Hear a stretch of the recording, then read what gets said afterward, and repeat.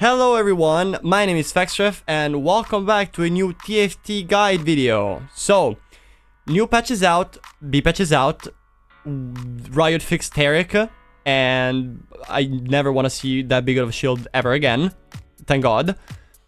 And we gotta figure out what is still working and what is not, right? So today I want to talk to you about one of the comps that has recently risen to the top after being kind of a sleeper OP build for a while, because only China really was playing this reroll comp, as usual. And I'm talking obviously about AKSHAN reroll. So in this video, we'll be going over the core units to play, the best items to build, the best augments to play, and the best boards from early to late game. Let's go! So the whole comp is mostly gonna rely on AKSHAN for damage as a carry. But... if you want to gain a higher placement than 4th or maybe 3rd if you hire all your augments or your items, whatever, you need Lissandra 3. Lissandra 3 itemized is actually a very good source of damage. She's gonna help AKSHAN clear out the board, especially with the AoE damage. So she's really important if you wanna get a first place with this comp, okay? Keep that in mind. AKSHAN 3, top 4. AKSHAN and Lissandra 3 win. That's our win condition. 3-starring both of them. Now for tanks, we have actually quite the few options that we're gonna see later. But the core tanks that we want to play that are necessary in this comp are gonna be Nasus and Sejuani. Nasus because it synergizes with Shurima, which of course is gonna help our carry AKSHAN ascend and deal even more damage. And also Nasus steals resistances from the front line, and since AKSHAN is a very front to back carry, he's gonna shoot the front line first and then the back line. He's gonna need some help getting through the front line. Sejuani has a similar role because with her passive that says chilled enemies take extra true damage on attacks, since her ability chills, Ashe's ability chills, Freljord's trait chills, you're gonna have a lot more chances to deal true damage with her passive. And her spell is pretty good. They buffed her, they removed the initial delay before she gets the shield on cast, so she's even better as a tank. She's less squishy than before. I don't know what that freaking gap between the cast and the shield was there to begin with, but it's gone and we're very happy. Now Sejuani is a real tank. Now, other units that are necessary, Ashe gives us the Deadeye trait and the Freljord 3 trait. 3 trait. She's not really a damage carry, she's not really a unit that we need other than for her traits. You would almost never want to itemize her, like maybe with a Zeke's. She's gonna be good, but not really. You usually don't want to itemize her. But like if you happen to get a Ashe 3 like for free, I don't know, Think Fast. Oh no, wait, they removed Think Fast. Never mind. I don't know. If you happen to have an Ashe 3, I guess you can make it. That's never terrible, but she's not high priority. If you need space on bench or you need to regain economy, do not hesitate to sell any extra copies of Ashe that you have, okay? Ashe 2 is all you need. So, here's the comp. This is how the absolute giga capped board is supposed to look like. 3-star AKSHAN, 3-star Lissandra. Main items go on AKSHAN. BIS AKSHAN, we're gonna talk about the items a little later, but just know that BIS AKSHAN is as much AD as possible. Giant Slayer, DB, and IE are the best ones. Runan's been nerfed, but it's still good. We're gonna talk about this later. I don't know why I'm talking about it right now. Anyway, 3 items AKSHAN necessary. Lissandra, any AP items that can go on her. Sejuani is gonna be the tank that you want to itemize the most. Nasus can also be a good idea in case you find a Nasus 2 before the Sejuani 2. Sion is rare that you're gonna itemize a Sion or K'Sante. Shen is really only here because it's just a good tank, but like it's unlikely you're gonna put items on him. But in case you find any, I don't know, any Thieves Gloves, you can slap them on, of course. But this board is kind of unlikely. You're not gonna see this kind of board every single game.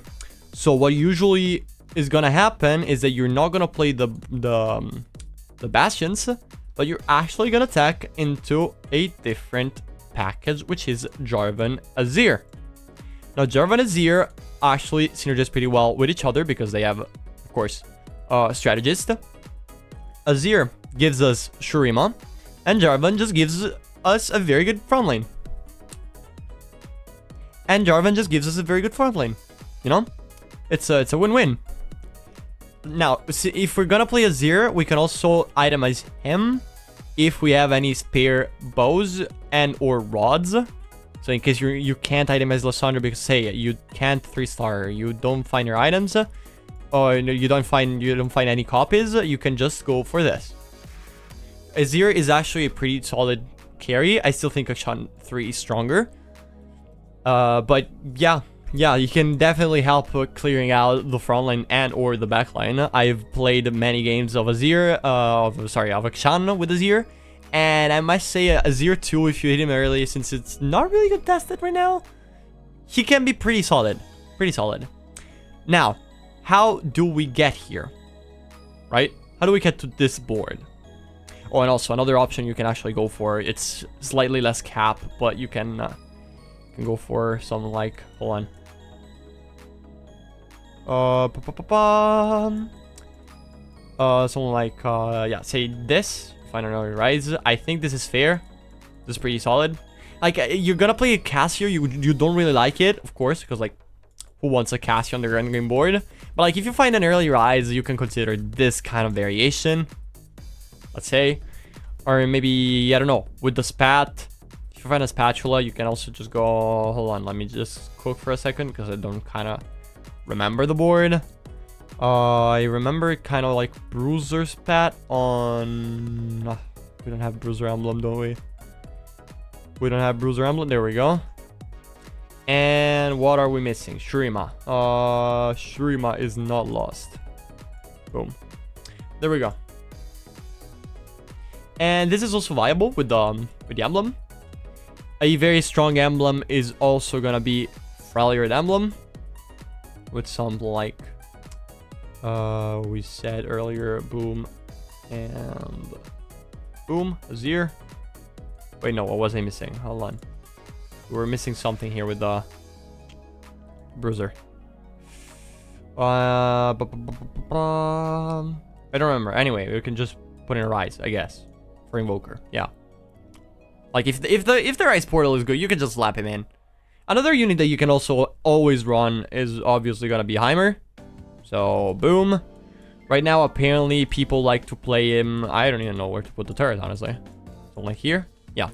People like to play the turret with triple burn. Apparently, it's the way to go. Also, because we have Freljord that helps us shred resistances. So, you know, it's always nice to have.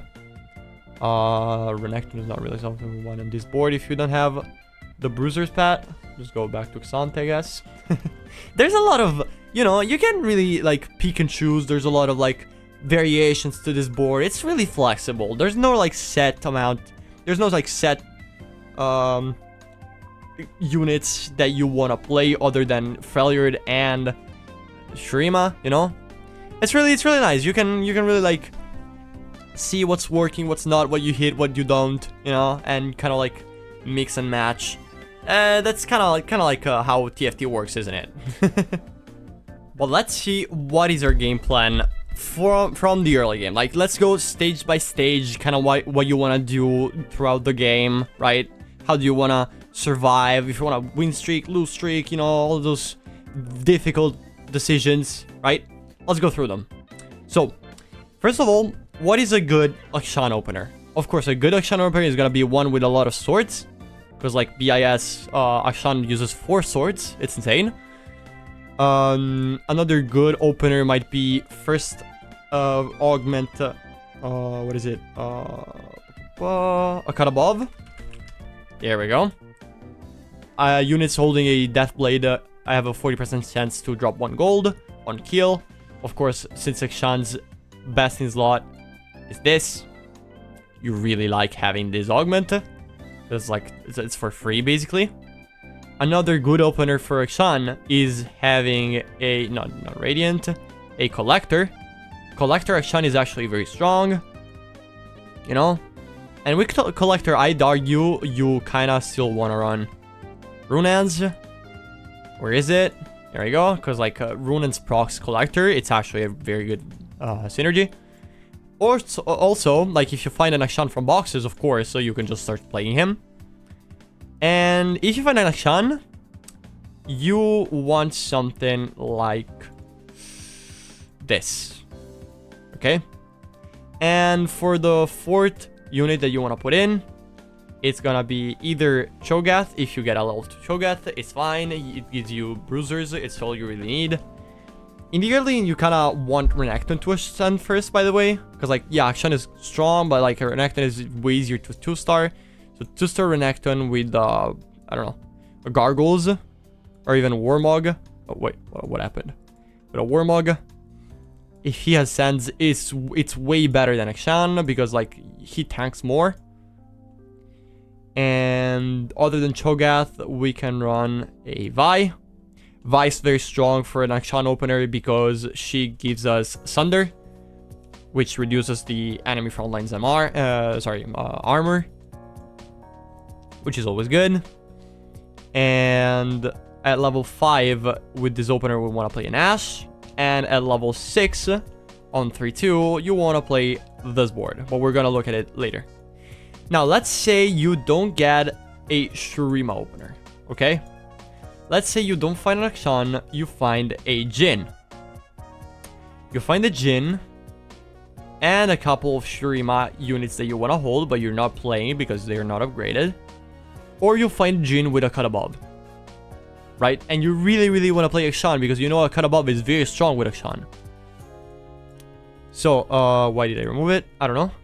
So, with a Jhin, actually, we can play the all-reliable Ionia opener. Do you remember this bad boy from patch 13.13? This board is actually still very solid, especially with a Jhin 2-star. I swear, Jhin 2-star or even 1-star. Jhin is a disguised 2-cost unit, minimum 2.5. His spell is so strong. He's stronger.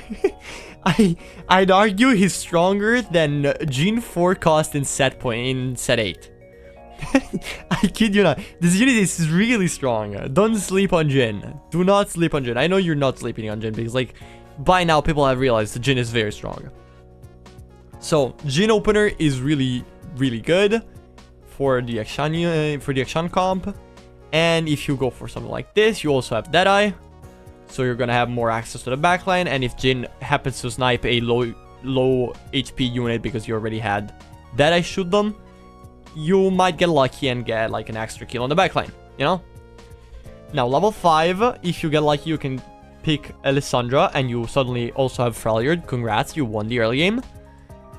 Otherwise, you can always stack into, again, the old reliable Warwick. The perfect synergy with his frontline. Okay? Now, level 6. Level 6 is a very important moment on stage 3-2. Okay? Because, like, it doesn't matter if you've been win streaking or lose streaking. Like, if you found on AKSHAN, chances are you were win streaking, right? With this board, it kind of depends on the star level of your units. If you get a Jhin 2 and one of your frontline is also level 2, you're most likely gonna win streak. But again, it depends, you know? And it doesn't really matter as long as you have good economy, of course. But on 3-2, it's important, okay? It's very important, it's necessary that you roll down your gold after leveling up and you pick up all of the units that you can find. AKSHAN, Lissandra, even, I don't know, buy 2. So you can tech back into the Shurima board, right? With something like, you don't really want this. Maybe this, I don't know. Depends. If you upgraded the units that you had on board, don't do this. But you want to find an AKSHAN 2, minimum. Okay? And if you can, a Lissandra 2, like you want to 2-star your board. Your whole board. Like, even if you have this board still on, like, this is still a valuable front line. You don't really need to pivot off of this. Not yet. You want to 2-star most of your units, okay? Because AKSHAN 2 is actually an incredibly strong unit, and he's gonna stabilize you for most of stage 3, as long as your board is upgraded, okay? His damage is crazy. His survivability, especially if you're running Shurima. Now, Shurima's not really on board, but especially if you're running Shurima, he's gonna send. He's gonna get extra attack speed. And actually, I don't remember what he does.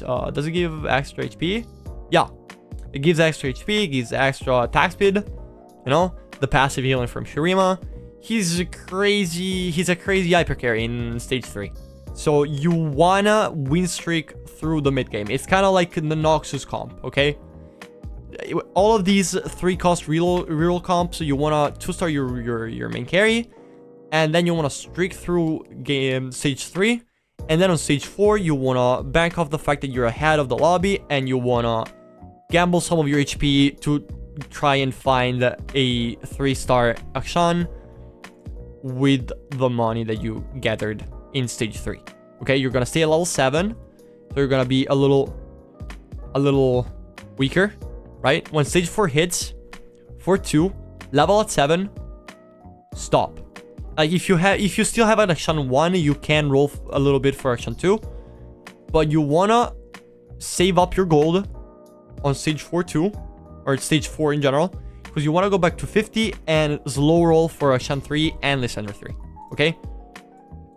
Now, stage 4, you're probably gonna find a Sejuani at some point. Hold on.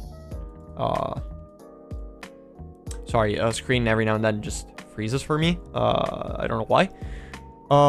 In Nasus, and you're probably gonna go back to your Renekton 2 if you found one. There we go. Let's say this is 2-star, for example. And here we're pretty solid. Like, Sejuani 1 and Nasus 1 are kind of squishy, so careful with that. But like, let's say you don't find the Sejuani, you're still running the set. This is fine. Like, assume this is upgraded, of course. Or even the Warwick. Even Warwick 2 is kind of fine, you know. And slowly but surely you want to go back to this for level 7. Can't find the Sejuani again. There we go. This is very solid for level 7. And you wanna find your 2-star Seju, your 2-star Nasus. You don't really wanna like roll down for it as long as you're healthy. Like, if you're low HP, you wanna roll it down at 4-5, but that depends. There's a whole amount of situations that you have to keep in mind. By stage 5, you should have AKSHAN 3. If at 5-2 you don't have AKSHAN 3, send it. All of your gold, okay? Level to 8, because you're probably gonna be close to it. Level to level 8, find AKSHAN 3. Fuck it.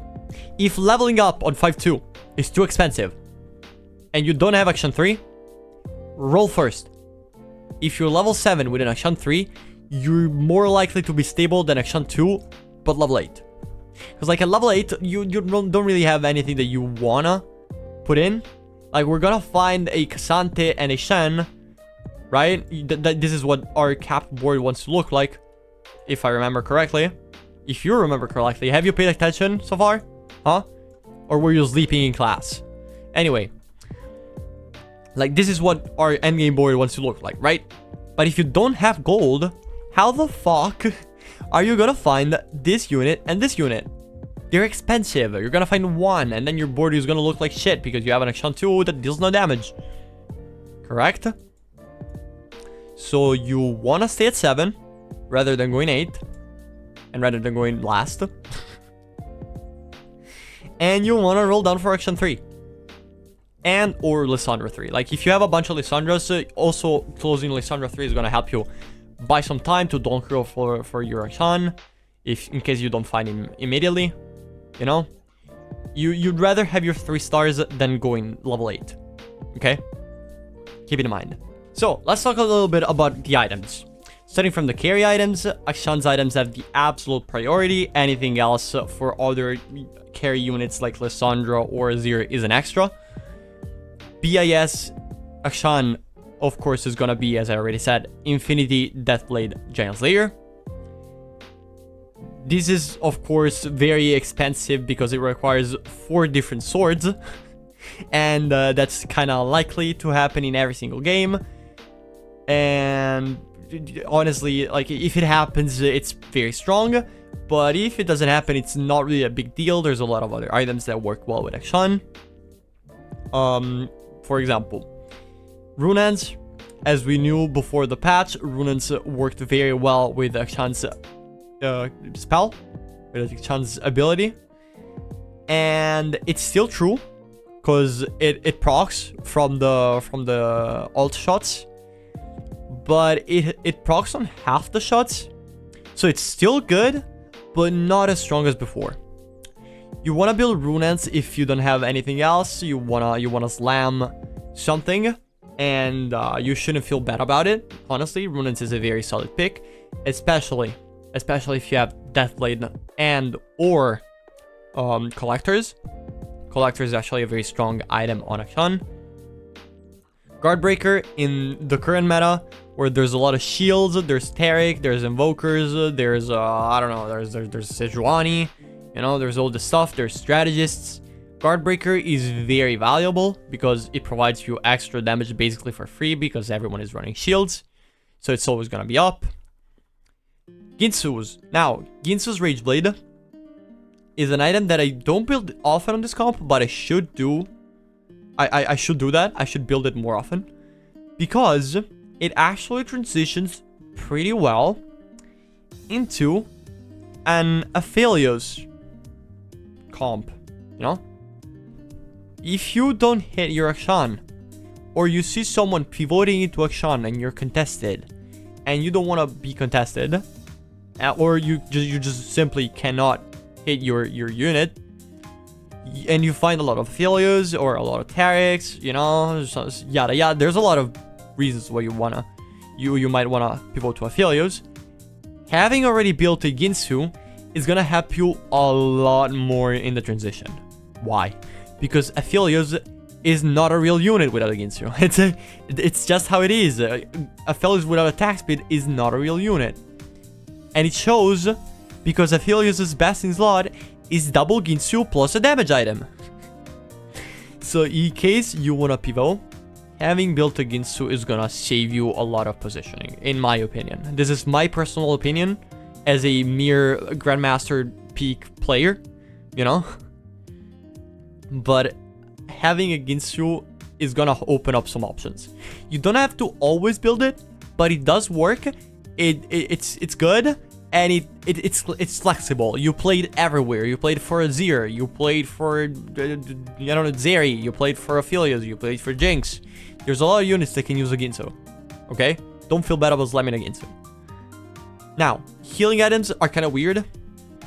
BT is not terrible, but it uses a sword, which we would rather use for a Deathblade or an Infinity or a Giant Slayer, you know? And you don't really need the healing on AKSHAN because A is very safe. He's a very safe unit because, like, he's usually the last one to die. He's kind of tanky actually. Like, he has some resistances. Like, he doesn't blow up like, I don't know, Karma would do probably, but you know, he tanks a little bit. Also because Shurima gives you extra HP on the Ascension and extra healing over time, right? Like the base passive of Shurima units is that every Shurima unit heals over time. Kind of like mascots in the last set, you remember? Not really, it's kind of different, but you know, healing over time. You get the idea. So healing is not something we want to prioritize. Now, Hand of Justice is a little different, because if you manage to hit Idealism, Hand of Justice is actually very good both on AKSHAN and Lissandra. And Azir actually, if you're running an Azir carry. So you can just split the Hajj around and you get an extra 13% bonus damage. Yes, they nerfed the Idealism. Yes, it's still strong.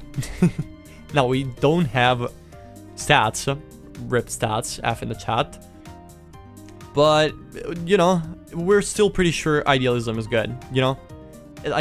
It works on on AKSHAN. He gets extra stats, you know? Like, it's just a good item. It's just a good item. Now, Gunblade, I actually think Gunblade is better than Bloodthirster. Yeah, it doesn't give us as much AD, but we don't really need the shield that comes from Bloodthirster. And with Gunblade, we help our frontline survive, especially Sejuani. Our Sejuani actually helps us deal damage because of her passive, remember, okay? You know, shield enemies get extra true damage from attacks. Yeah. So, Gunblade is obviously a better item for Lissandra than AKSHAN. But if you don't have any other items and you want to slam something, Gunblade might actually be the thing you're looking for. Do not be afraid to slam Gunblade to save HP. Now, for tanks, we don't really have best in slot tank items, like 3 items that are like absolutely the best. It kind of depends on what the other players are running. If there's a lot of AD, a lot of AP, you need to cast first, you need to cut healing, you know, all the stuff. So we're gonna go through a tier list that I prepared for these tanks for this comp in specific. So, on both these units, Protector's Vow is phenomenal.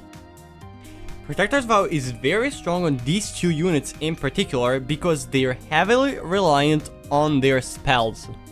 So, for example, if you put a Protector's Vow on Nasus, he's gonna cast faster, he's gonna steal resistances and stats faster, and it's gonna become a better tank. So the sooner it happens, the better it is. Also, you don't want Nasus to die after being stunned and laser beamed by Lux without ever casting, because that's terrible. Same applies to Sejuani.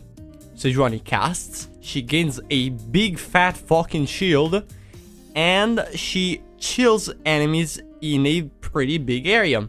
And therefore, she's gonna apply her passive to those enemies, and you're gonna deal a lot more damage to the front line. And you don't want that you don't want her to get stunned and laser beamed by a Lux without ever casting. So, you know, it's just the same. Warmog is also very strong, specifically for Sejuani, because her passive damage, extra damage on shield units, scales off of max HP. So Warmog is gonna make you deal more damage. Pretty crazy, huh? Now, after that, the A tier items, these are items that are mostly situational, and you wanna decide based on what comps the other players are playing. Sunfire is pretty strong, Sunfire is pretty strong, it cuts healing, it gives you extra HP, so it's also gonna scale Sejuani's passive, it gives you armor, it's, you know Sunfire Cape, come on, you know what it does. Now, Declaw is kind of weird. It feels underwhelming right now, but I'm pretty sure it's better than nothing, especially against heavily AP comp. You know, currently in the meta, there's a lot of AP going on, so Declaw might be a good choice. You're mostly gonna use cloaks for rune ends, I'm pretty sure. Like, the way it happens usually is that you're gonna have a lot of cloaks burnt on rune ends and maybe gargoyles or Zephyr. But if you happen to have a lot of cloaks and you really want to slam a tank item because you don't have any and there's a lot of AP, Declaw should be a decent pick. But be careful because it kind of feels underwhelming. Ionic Spark is a weird one. You don't really want it in this comp, but it gives good resistances and good damage. It's a pretty decent slime in the early game, and it helps you kill rods. Ionic is actually pretty much better on Lissandra, if you manage to get one on her. So yeah, it's a good tank item, but it's not a tank item at the same time. It's more like a melee AP carry item, kinda, sorta. So like, it's good, but not on those 2 units. It's for Lissandra. Now, Bramble is very strong. Bramble is very strong regardless. even into AP comps, you can use a Bramble Vest because the passive cuts down the extra damage from crits. So against AD comps, very strong. Against AP comps, pretty solid. It's usable. Redemption is best used against comps that have a lot of AoE damage, because it heals adjacent allies, yes. Gives starting mana, yes. Remember all the story about Protector's Vow, yeah. But it also reduces the damage taken from AoE abilities on the units that are healed by this item. So Karma, Lysandra, Aphelios's, big fucking alt thingy. And did I say Karma? I think I did. Vel'Koz, Ahri, fucking Sona, all these units are gonna have their damage cut down because you're running a redemption. Gargoyle Stoneplate. Right now, Gargoyle is definitely underwhelming. I'd rather not build it, but it's still better than a Zizirot. It's a decent slam on Renekton in the early game. Renekton 2 with a Gargoyle Ascended is pretty much gonna tank the entire enemy team. So Gargoyle is a good slam, but not as good of a late game item. Does that make sense? I hope it does. Now, in the B tier, we have Zizirot. Zizirot is kind of a weird one because you don't want a Zizirot on your main tanks, because even though they are main tanks, their spells are still valuable and you don't want them to die immediately, and you don't want the entire enemy team to focus on them. So you're gonna put the Zizirot on units that you don't really care of, like say Shen in your cap ward, or a Renekton if you find one later on because like you just needed Shurima and you're not itemizing him, and yeah, stuff like that. Or even I wouldn't say Cassante. Cassante actually likes not being attacked, so like on Cassante you could even like think of putting a GA or Edge of Night in case you started playing recently. So yeah, Zizirot can also go on the Sion. Yeah, on Sion is actually pretty decent. And I think that's it. So thank you very much for watching. If you have any doubts, any questions, anything at all that you want to ask, please write it down in the comment section. And also, if you have any suggestions, please leave a comment. I really value your input because I'm still trying to learn how to do all this thing. I still want to make improvements, and I really value your opinion. So please, if you like the video, remember to leave a like, subscribe, hit the notification bell, all of the YouTuber stuff that people always say. I hope you have a wonderful rest of the morning, afternoon, evening, night, whatever time it might be for you. And I hope to see you in the next video. Good luck on the climb.